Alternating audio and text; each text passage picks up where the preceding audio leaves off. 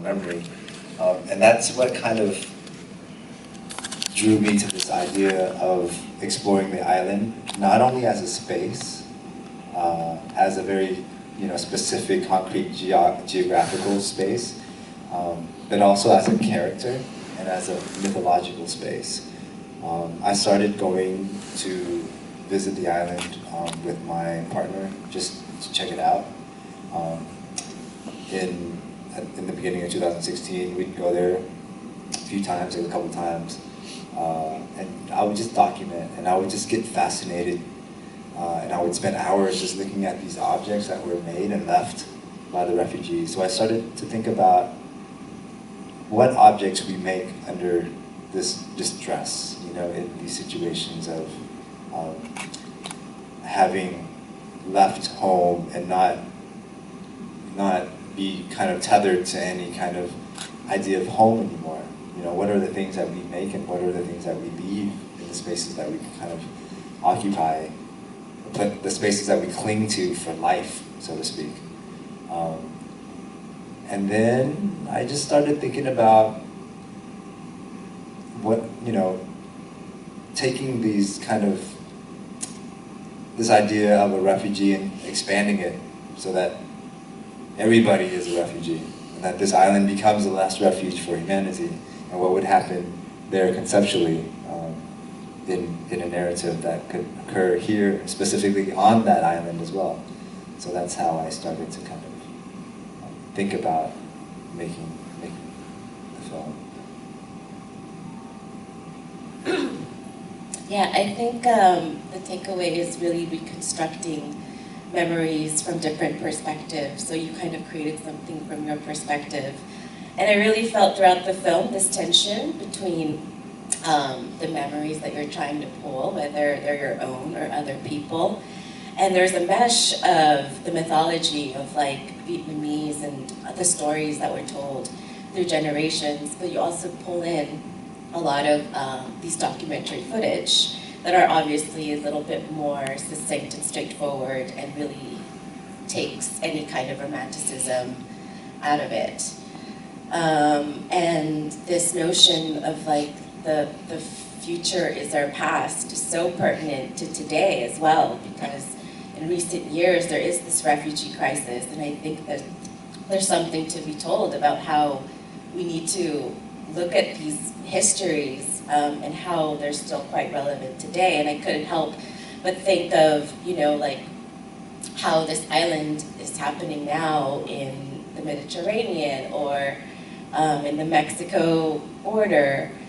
And I think you mentioned about these monuments of how people are trying to leave something as a kind of say that they exist.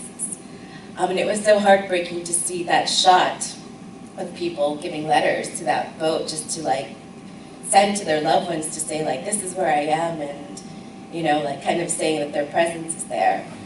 But can you maybe talk about the existing monuments or not existing monuments there anymore? Because there is one particular monument that was attempted to be rebuilt and that was destroyed and has a very peculiar history, Yeah, the memorial. Yeah, a lot of my projects often begin with an object. Like I kind of ground myself in an object.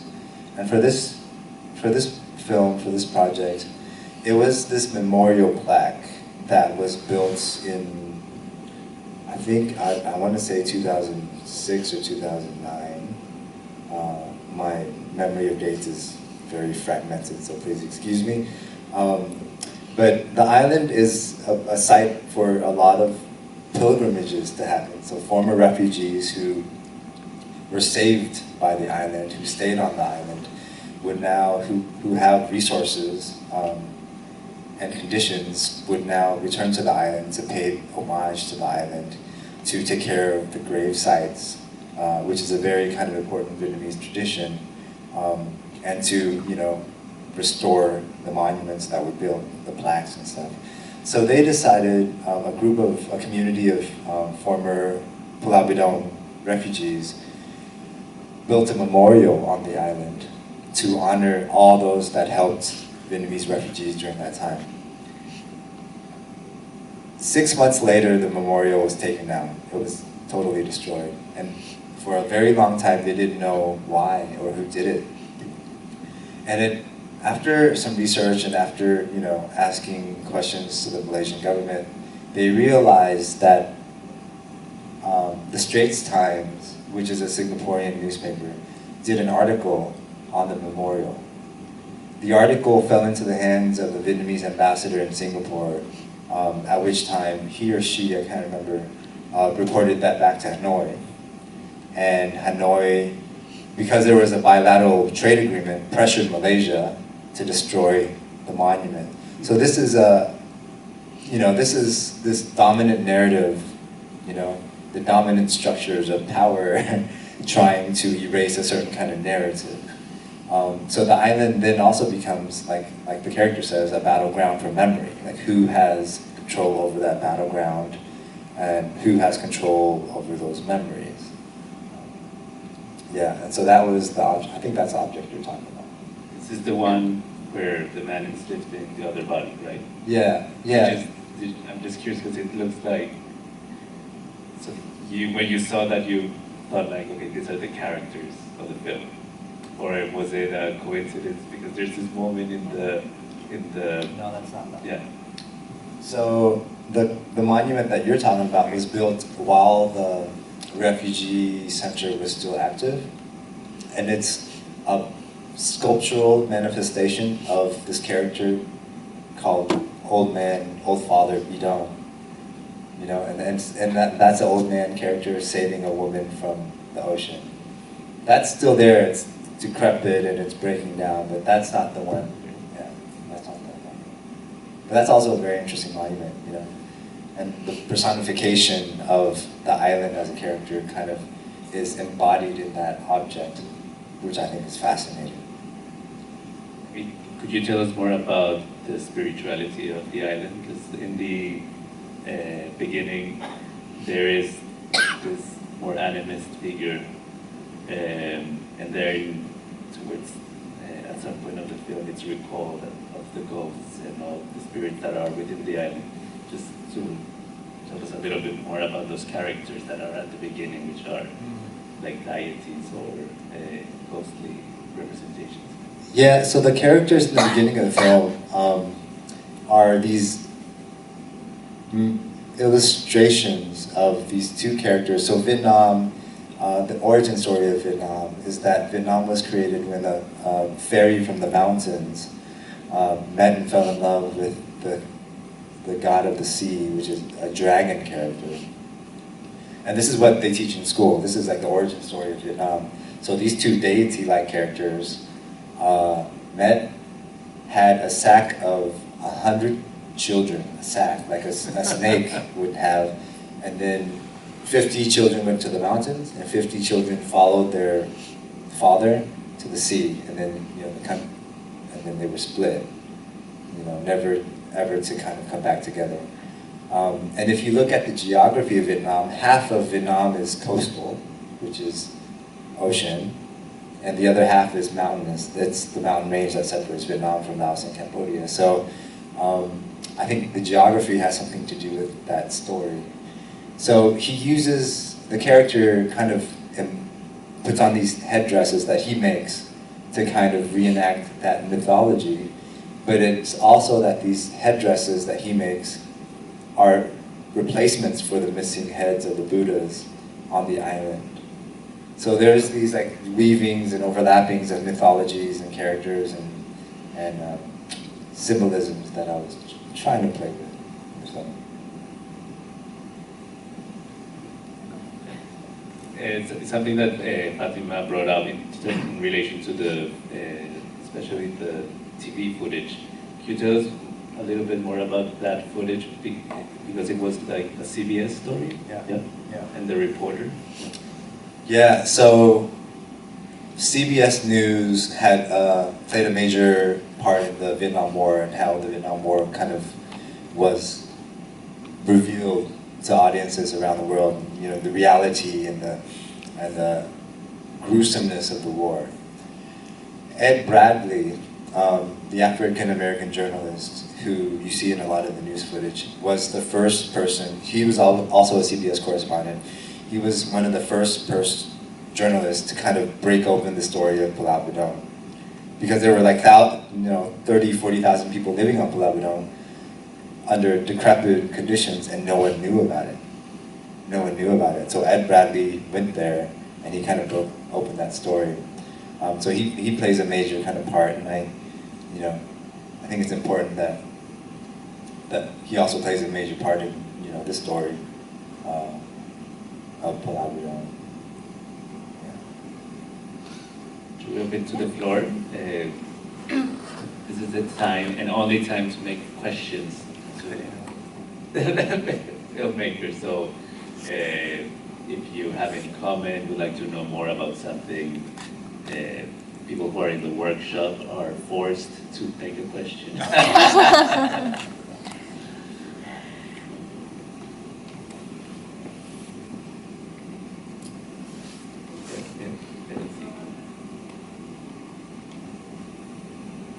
Don't be shy. I don't buy it.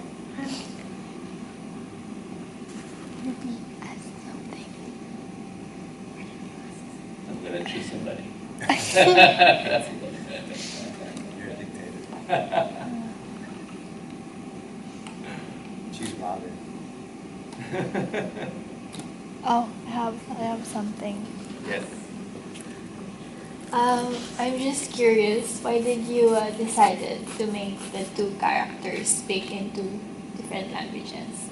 Why is it the other one in English and the other character is in Vietnamese? Just wanted to know more about the symbolic meaning, if there is, to the movie. I mean, I think my response would be to kind of ask that question back at you and ask you, like, how do you think it works? What kind of new meanings or kind of, Yeah. I don't know, dialectical spaces would that open up? Oh, you want me to answer? Okay. Well, for me, I think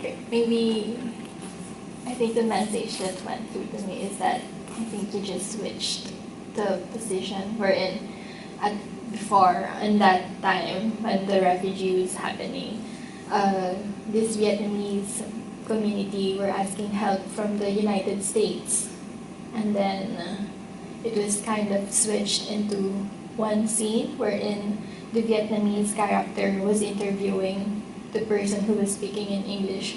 So I think, I don't know, that was the message that I got from it. But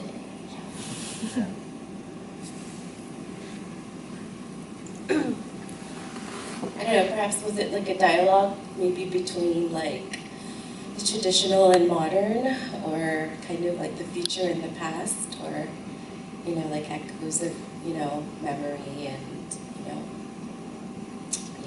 future voice, I guess is how I would interpret it. Yeah, totally. I think it's a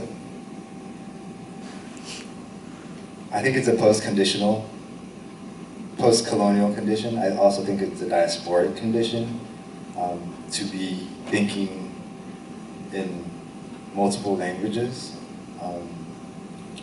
I know that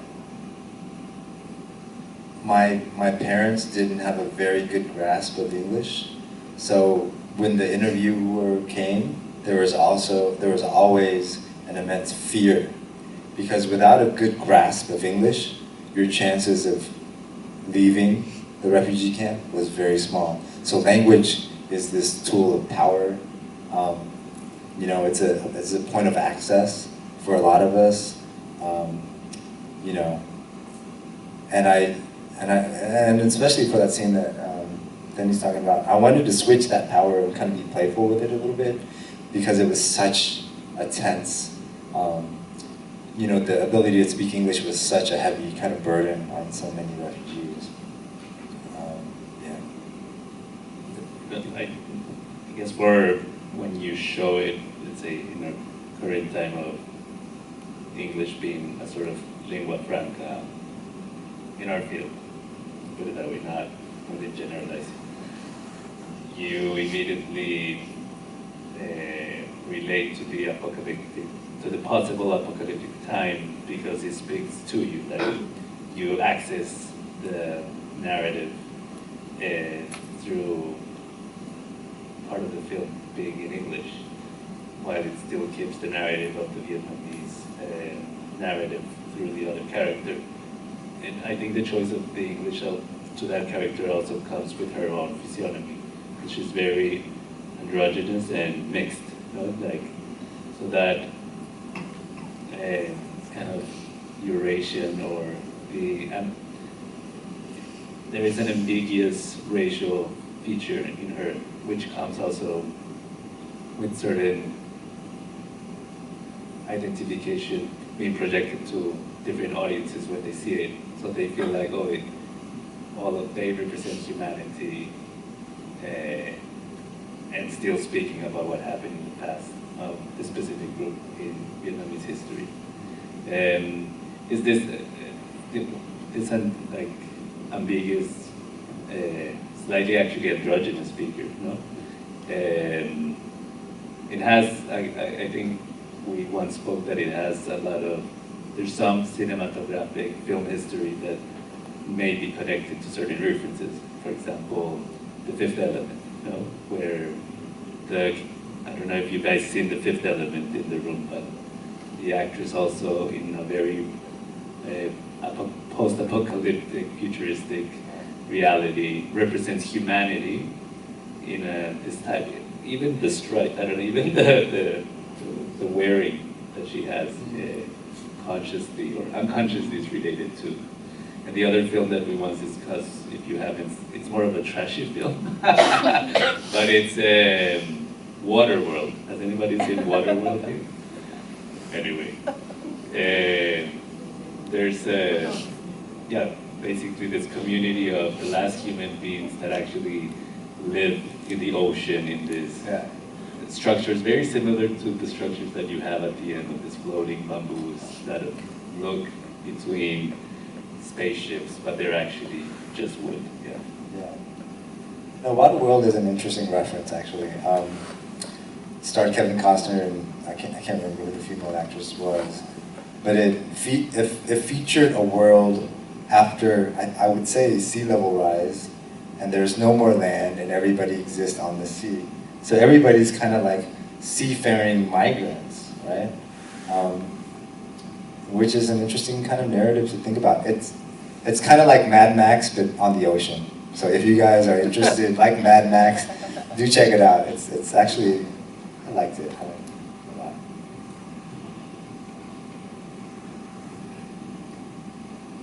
We promise if you ask another question, Tuan won't answer back, asking you to answer it. You're intimidated at our audience. No, that was great. Yes. That's a question.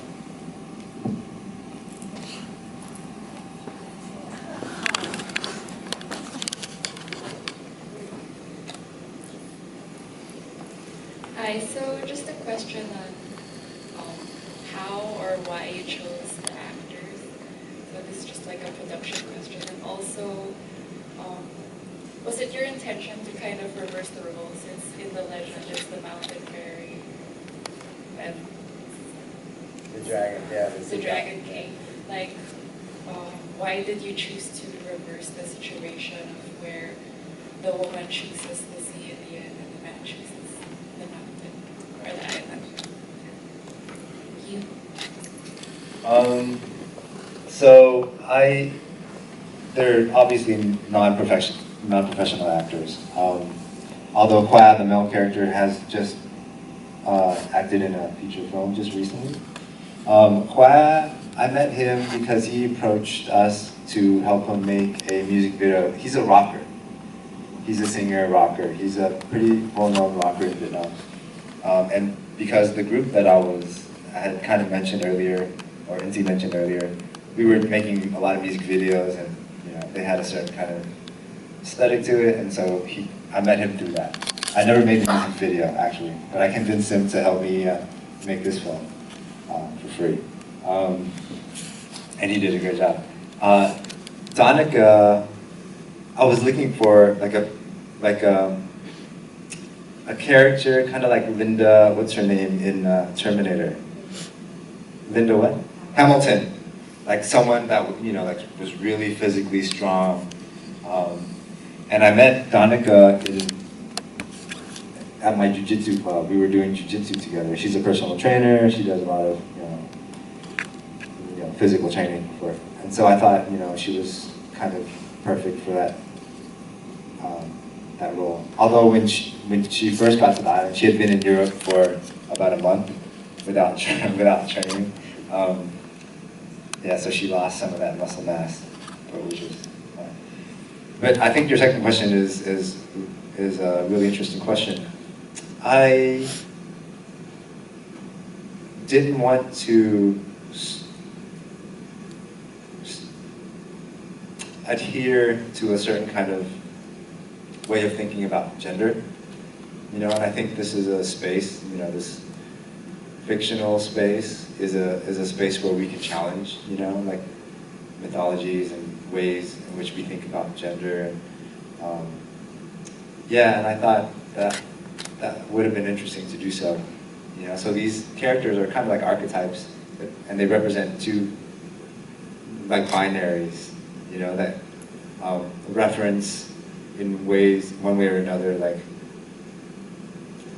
the past and the future, the mountain fairy and the sea god, but they also represent, you know, these different ways of thinking about refugeeism and migration. You know, like one person wants to stay to kind of tend to the monuments, one person needs to leave to think about the future, one person thinking about the past, one person's thinking about the future.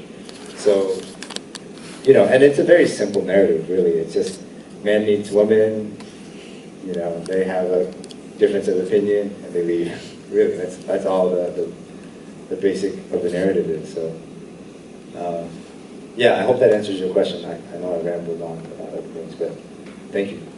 Very kind of, we engage in memory all the time, and we're actively piecing together fragments of other people's memories. Fragments of history, fragments of stories, fragments of other bits and pieces of culture like mythologies. And that's what we're doing actively all the time, and we're rebuilding this story for ourselves continuously. Maybe unconsciously, but it's happening, I think. In my opinion, it's happening all the time. So the fragmentation of the narrative for me was quite important. And it's interesting too, because I was sitting here and I was thinking, wow, now that we've seen this film together, the film itself acts as a collective memory for us together here. So that's an interesting thing about film, I think. You know, it does that. It provides a space for another kind of collective memory to happen.